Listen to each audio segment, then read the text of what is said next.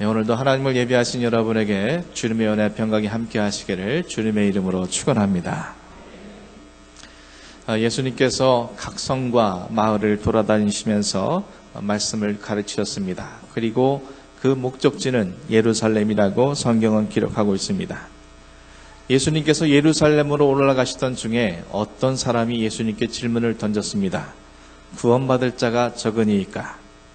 이 말은 곧 예수님이 행하시는 많은 일들, 그분의 가르쳐 주시는 말씀들, 그 모든 것들은 구원을 이루는 길임에도 불구하고 왜 많은 자들이 예수를 따르지 않는지에 대한 의구심에서 전한 말이었습니다. 하지만 예수님께서는 그에게 미래에 얼마나 많은 사람이 구원받을지에 대해서 중요한 것이 아니라 지금 이 순간 구원받은 자로서 스스로 너는 무엇을 하고 있느냐가 중요한 것임을 그에게 말합니다. 그리고 지금 여기서 네가 해야 할 일은 좁은 문으로 들어가기 위해서 힘써야 한다라고 주님께서는 말씀하셨습니다. 좁은 문에 들어가기를 힘쓴다는 것은 좁고 협착한 길, 그리고 좁은 문에 들어갈 수 있도록 자기 자신이 지니고 있는 모든 것들을 내려놓을 수 있는 용기를 지니는 것이라고, 그리고 많은 사람들이 가지 않는 그 길을 선택할 수 있는 확신이 필요한 것임을 그들에게 말씀해 주셨습니다. 그리고 이 좁은 길로 가기 위해서는, 그리고 그 좁은 문으로 들어가기 위해서는 무엇보다 아버지께서 들어갈 수 있도록 유일하게 허락해 주신 우리의 문 대신 예수 그리스도를 바라보고 나아가는 것임을 우리는 지난 시간 함께 말씀을 통해서 생각해 보았습니다. 이어지는 오늘 본문 말씀이 이렇게 시작되고 있습니다. 31절 말씀입니다. 곧 그때에 어떤 바리새인들이 나와서 이르되 나가서 여기를 떠나소서 헤롯이 당신을 죽이고자 하나이다. 본문 속의 그때란 22절에서 밝히고 있는 것처럼 예수님께서 예루살렘으로 올라가시던 도중을 의미합니다. 예수님께서 지금 예루살렘으로 올라가신 이유는 이미 9장 51절을 통해서 밝힌 바가 있습니다. 예수님이 지금 예루살렘으로 올라가시는 이유는 승천하실 기약, 즉 십자가의 대속의 죽음의 때가 다가왔기 때문이라고 성경은 밝히고 있습니다. 따라서 지금 예수님께서는 마지막으로 예루살렘을 향해 올라가시는 길이었던 것입니다. 마지막으로 예루살렘에 올라가시면서 예수님께서는 끝까지 한 영혼이라도 더 구원하시기 위해서 쉬지 않고 하나님의 말씀을 설파했습니다.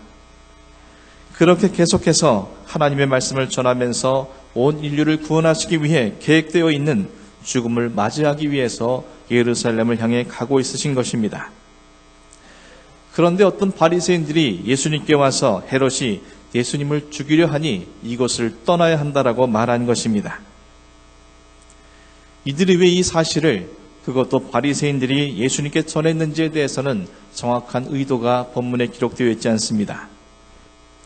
그들이 정말 예수님을 걱정해서 헤롯이 악한 괴계를 피하는 것이 좋겠다고 하며 이 사실을 전한 것인지, 아니면 헤롯의 사주를 받고 자신이 예수를 죽인다는 정보를 그들에게 전하여 주며 골치 아픈 예수님을 자기 관할 구역에서 쫓아내려는 의도였는지 우리는 알 수 없습니다. 하지만 분명한 것은 예수님께서 예루살렘에 가서 십자가 처형을 받아 대속의 죽음으로 온 인류를 구원해내시려는 하나님의 뜻을 대적하는 인간적 생각이라는 것에는 변함이 없습니다. 이는 마치 베드로가 예수님께서 예루살렘에 가서 많은 고난을 받고 죽으실 것이라는 사실을 제자들에게 말씀하셨을 때 절대 그럴 수 없다고 말했을 때에 예수님께서 사탄아 내 뒤로 물러가라, 내가 나를 넘어지게 하는도다, 너는 하나님의 일을 생각하지 않고 오직 사람의 일만 생각하노라고 말씀하신 것처럼 사람의 육체를 틈타서 하나님의 일을 생각지 않고 사람의 일을 생각하도록 만들어 하나님의 뜻을 그르치려는 사탄의 소리와도 같은 것이었습니다. 예수님은 이 길로 올라가서 십자가의 대속의 죽음으로 구원을 완성시켜야 할 것인데 사람들은 헤롯이 당신을 죽일지도 모르니 그 길을 피하라고 말한 것입니다. 이런 소리는 겉으로 듣기에는 사람의 안위를 위해서 염려하는 말 같기도 하지만 하나님의 뜻과 섭리를 기준으로 분별하여 보면 이것은 하나님의 일을 대적하는 사탄의 소리라고 성경엔 기록하고 있다는 것입니다. 사랑하는 성도 여러분, 곰곰이 생각해 보십시오. 세상에서 여러분에게 들려오는 소식들은 어떠한 소식들입니까? 사람들이 여러분에게 전해주는 이야기는 어떤 이야기를 듣고 있습니까? 내 안에서 올라오는 육신적인 생각은 무엇을 느끼게 합니까? 그리스도인으로 살아가려는 우리에게 세상과 사람과 육신에게서 들려오는 소리는 우리를 두렵게 하는 소리들 뿐입니다. 마치 예수님께 들려진 헤롯의 죽음의 위협처럼 우리를 두렵게 만들고 우리를 움츠러들게 만들고 우리를 불안하게 만들며 소극적인 신앙의 삶을 살도록 만들고 있습니다. 현대 문명과 과학이 발달한 이때에 허무맹랑한 이야기로 가득한 성경을 믿는 것은 어리석은 짓이라고 그들은 말합니다. 이 험난한 세상에 믿음을 지키면서 진리와 정직하게 사는 것은 바보 같은 짓이라고 사람들은 말합니다. 자기 자신을 위해서 살기에도 빠듯한 이때에 나눔과 섬김에 사는 것은 만용이라고 사람들은 말합니다. 수많은 사람들이 우리가 섬기고 있는 하나님을 믿는 것이 얼마나 어리석은 일인지, 그리고 그것이 얼마나 우리에게 불이익을 갖다 들어주는지 끊임없이 말을 해주고 있습니다. 이 모든 소리들을 들을 때 우리의 신앙은 점점 위축될 수밖에 없고, 그 소리에 갇혀있는 한 우리는 하나님의 뜻을 이루는 자리에서 벗어날 수밖에 없다는 것입니다. 때문에 우리는 사람의 한계를 틈타 우리로 하여금 하나님과 그 뜻을 거스르게 만들려는 사탄의 소리를 분별해낼 수 있어야 합니다. 사도행전 21장에서는 사도 바울은 성령의 명령을 따라 예루살렘으로 올라가려고 합니다. 하지만 그와 함께하는 동역자들이 그를 말리는 사건이 나옵니다. 바울 자신은 어느 도시에 가든지 감옥과 환란에 빠지게 될 것임을 성령님을 통해서 이미 들은 바가 있습니다. 그런 환란이 있을지라도 예수님께로부터 받은 사명, 그 사람들에게 하나님의 은혜의 복음을 전하는 일을 다 마칠 수만 있다면 결코 자신의 목숨을 아깝게 여기지 않겠더라고 결단하며 그는 나아가고 있습니다. 그런데 그와 함께하는 동역자들이 바울이 예루살렘에 가면 이방인들에게 넘겨질 것이라는 예언자 아가보 예언을 듣고 난 이후에 그에게 예루살렘으로 가지 말라고 권면한 것입니다. 그때 바울은 어찌하여 그렇게 울면서 나의 마음을 아프게 하는가? 나는 예루살렘에서 묶이는 것뿐만 아니라 주 예수님의 이름을 위해서 죽는 것까지도 각오하고 있다라고 답변을 합니다. 그리고 그들의 권면을 뒤로 한 채 그는 예루살렘을 향해 나아갔습니다. 사랑하는 성도 여러분, 사도 바울이 어떻게 이렇게 할 수 있었겠습니까? 사람의 소리를 듣지 않고 성령의 소리를 들었기 때문에 가능한 일이었습니다. 성령님의 소리를 들을 때 세상과 사람과 육신의 소리를 두려워하지 않고 이겨낼 수 있으며, 그런 사람을 통해서 하나님의 뜻은 이루어지게 되어 있습니다. 저 여러분께서 이 세상에 들려오는 소식 때문에, 사람들의 입술을 통해서 들려오는 이야기들 때문에, 그리고 육신적인 걱정과 염려 속에서 내 안에서 떠오르는 소리 때문에 하나님의 일들을 거르치는 어리석은 자가 되지 않기를 간절히 소망합니다. 오직 성령의 소리를 들으심으로 말미암아 주께서 여러분에게 명하신 것들을 이루실 수 있는 복된 자가 될 수 있기를 주님의 이름으로 간절히 축원합니다. 바리새인으로부터 당신이 죽을지도 모른다는 이야기를 들은 이후에 예수님께서 어떻게 반응하셨는지 본문 32절과 33절이 이렇게 기록하고 있습니다. 이르시되 너희는 가서 저 여우에게 이르되 오늘과 내일은 내가 귀신을 쫓아내며 병을 고치다가 제3일에는 완전하여지리라 하라. 그러나 오늘과 내일과 모레는 내가 갈 길을 가야 하리니 선지자가 예루살렘 밖에서는 죽는 법이 없느니라. 예수님은 헤롯을 여우라고 부르셨습니다. 이 헤롯은 헤롯 안티파스로서 세례 요한을 죽이고 난 이후에 예수님께서 행하신 일들을 듣고 내가 요한의 머리를 잘랐는데 어찌 이런 일이 있을 수 있느냐며 그 사람이 누구인가 궁금해했던 사람입니다. 예수님은 헤롯을 가리켜 여우라고 부르며 그의 교활하고 악랄한 성정을 꾀가 많고 교활한 짐승인 여우에 빗대어 말씀하셨습니다. 예수님께서 바리새인들에게 헤롯에게 가서 전하라고 말씀하신 것은 이 바리새인들이 헤롯에 의해 보냄받은 헤롯과 형통속이라는 것을 알려주고 있습니다. 예수님께서는 헤롯에게 오늘과 내일은 내가 귀신을 쫓아내고 병을 고칠 것이며 제3일에는 완전해질 것이라고 말씀하십니다. 완전하다라는 단어 옆에 각주 2번을 성경 하단에서 보게 되면 완전히 이루리라고 기록되어 있습니다. 이는 예수님께서 제3일에 하나님께서 당신을 이 땅에 보내신 목적, 인류 구원의 역사를 완전히 이루실 것이라는 의미입니다. 예수님께서는 당신이 이 땅에 오실 때 이미 이 땅에서 어떻게 죽음을 당하실지를 알고 계신 상태였으며 오직 십자가에서 죽게 될 것을 목적으로 하나님이 예정하신 그때를 향하여 모든 사역을 이루어 가셨습니다. 그리고 드디어 하나님의 계획하신 때가 되었기 때문에 예루살렘으로 올라가시던 중이었으므로 예수님께서는 오직 아버지이신 하나님의 뜻과 시간과 계획에 의해서 자신의 모든 것을 내어 바치고 있는 것이었습니다.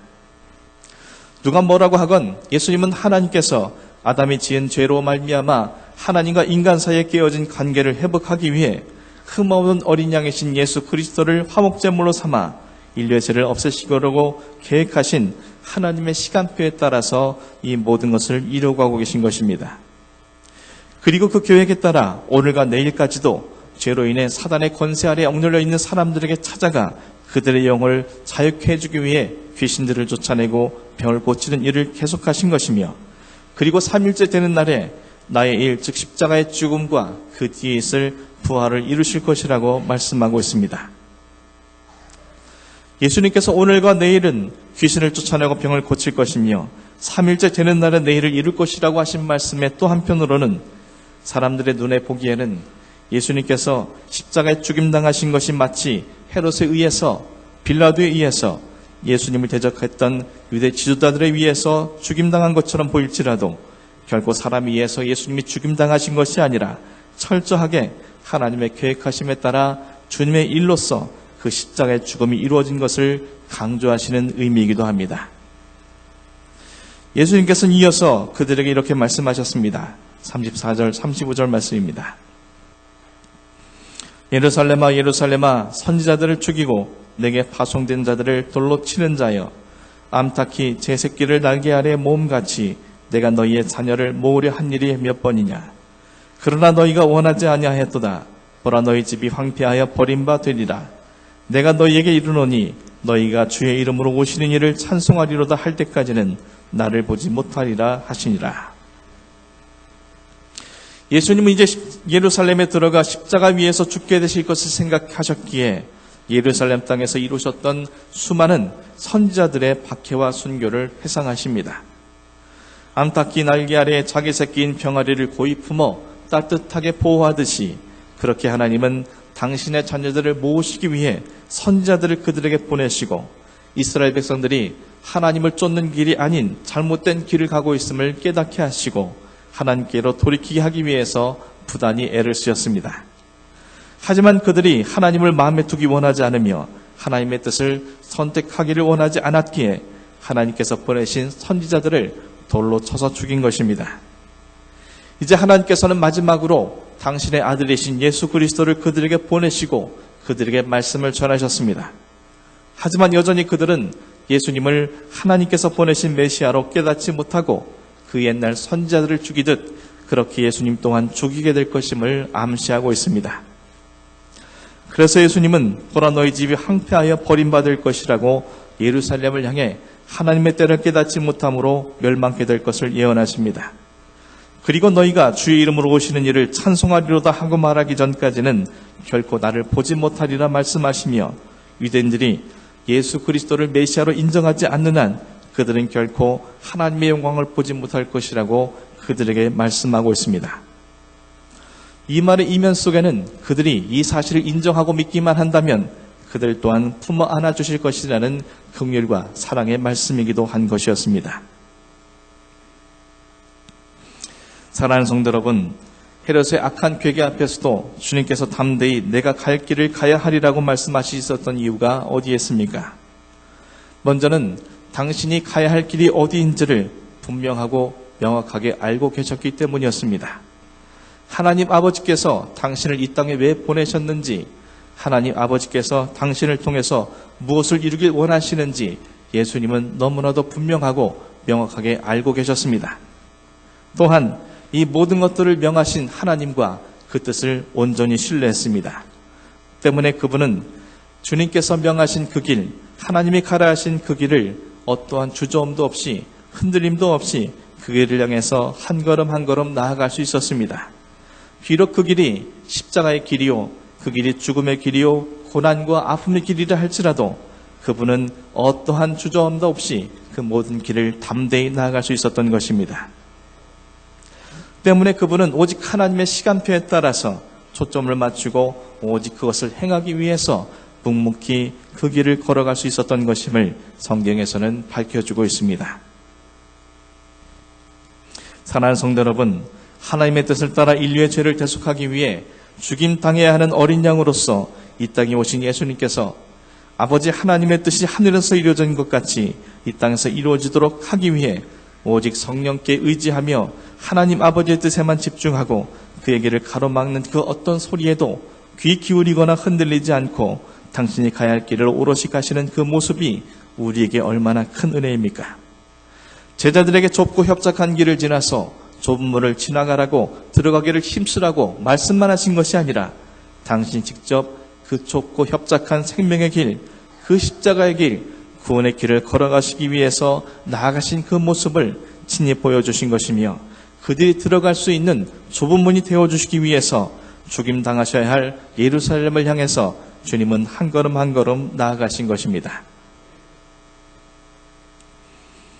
사랑하는 성도 여러분, 오늘과 내일 그 다음 날에도 나는 내 갈 길을 가야 한다라고 말씀하시는 예수님의 모습 속에서 우리가 우리의 주어진 삶을 어떤 삶을 살아야 할지를 깨달을 수 있게 됩니다.